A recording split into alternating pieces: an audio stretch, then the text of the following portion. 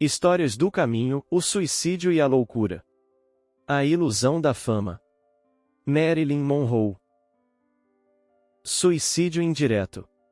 Vivemos como criaturas que se suicidam pouco a pouco, todo dia um suicidiozinho.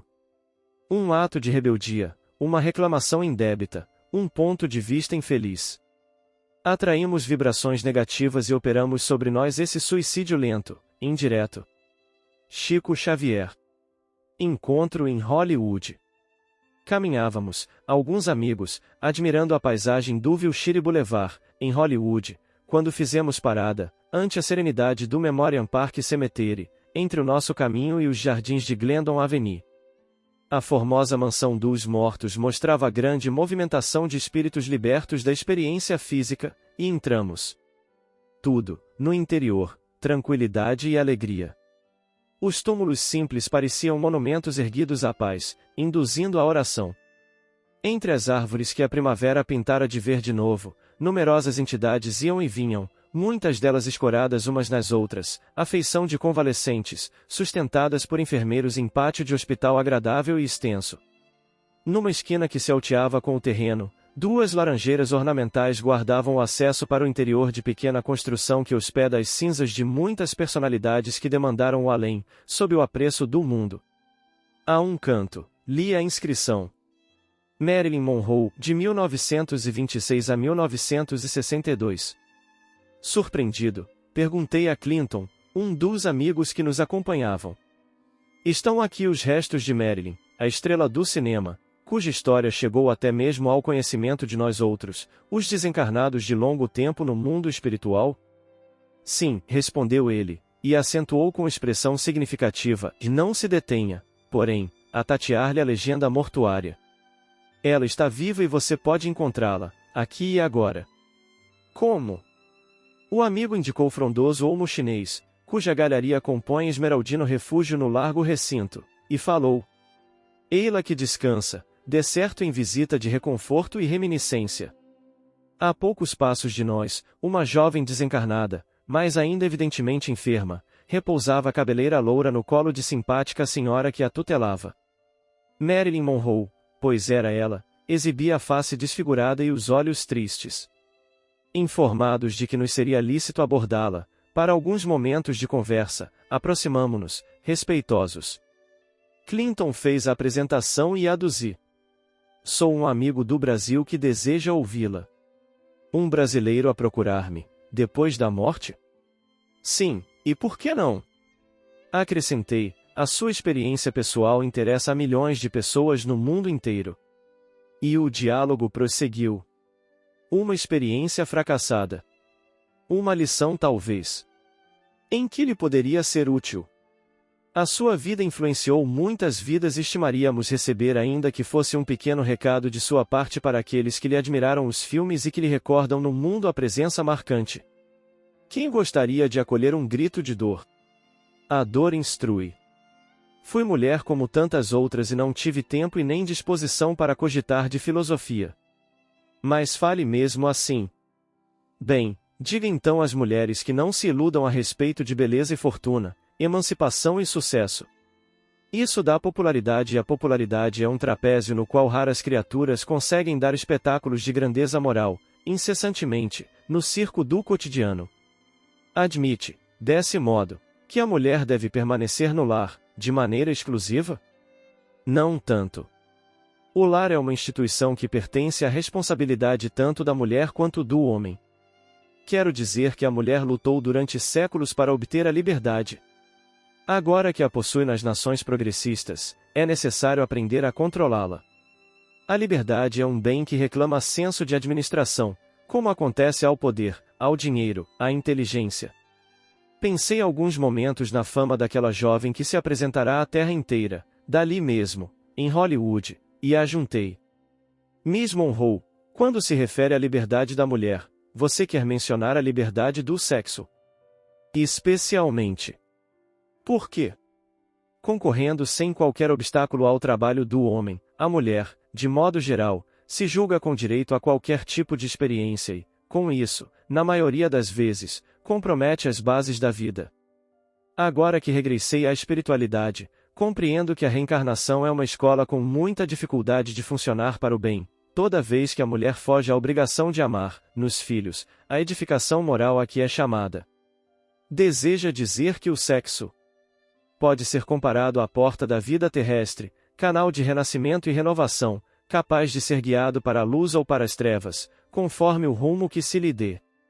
Ser-lhe-ia possível clarear um pouco mais este assunto?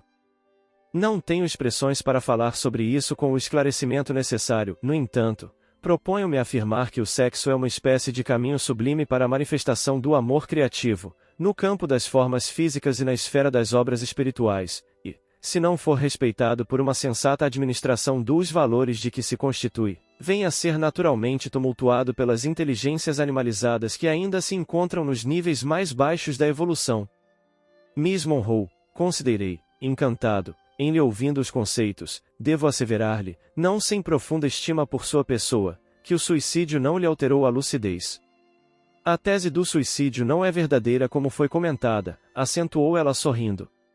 Os vivos falam acerca dos mortos o que lhes vem à cabeça, sem que os mortos lhes possam dar a resposta devida, ignorando que eles mesmos, os vivos, se encontrarão, mais tarde, diante desse mesmo problema. A desencarnação me alcançou através de tremendo processo obsessivo. Em verdade, na época, me achava sob profunda depressão. Desde menina, sofri altos e baixos, em matéria de sentimento, por não saber governar a minha liberdade. Depois de noites horríveis, nas quais me sentia desvairar, por falta de orientação e de fé, ingeri, quase semi-inconsciente, os elementos mortíferos que me expulsaram do corpo, na suposição de que tomava uma simples dose de pílulas mensageiras do sono. Conseguiu dormir na grande transição? De modo algum. Quando minha governanta bateu à porta do quarto, inquieta ao ver a luz acesa, acordei às súbitas da sonolência que me confiara, sentindo-me duas pessoas a um só tempo. Gritei apavorada, sem saber, de imediato, identificar-me, porque lograva mover-me e falar, ao lado daquela outra forma, a vestimenta carnal que eu largara. Infelizmente para mim, o aposento abrigava alguns malfeitores desencarnados que, mais tarde, vim a saber, me dilapidavam as energias. Acompanhei, com indescritível angústia, o que se seguiu com o meu corpo inerme, entretanto, isso faz parte de um capítulo do meu sofrimento que lhe peço permissão para não relembrar. Ser-lhe-á possível explicar-nos por que terá experimentado essa agudeza de percepção, justamente no instante em que a morte, de modo comum, traz anestesia e repouso?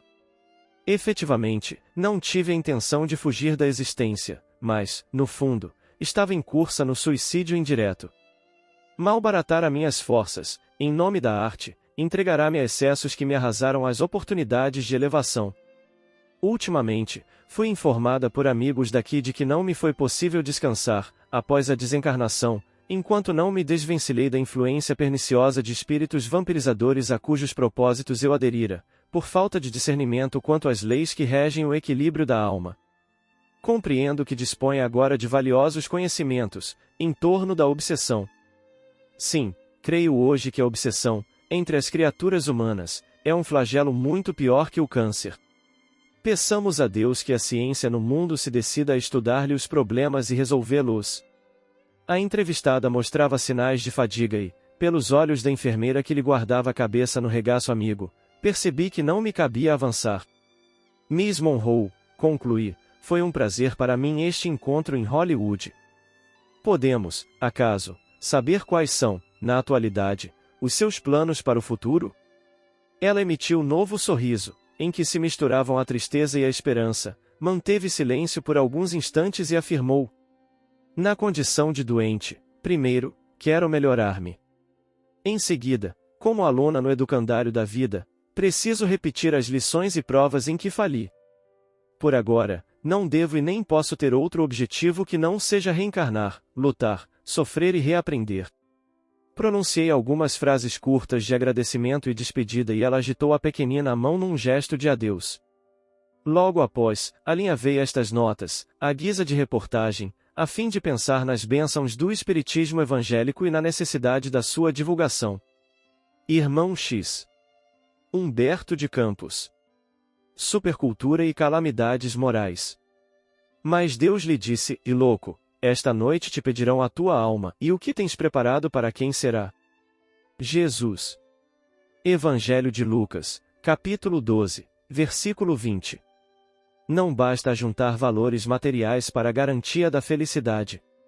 A supercultura consegue atualmente na Terra feitos prodigiosos, em todos os reinos da natureza física, desde o controle das forças atômicas às realizações da astronáutica.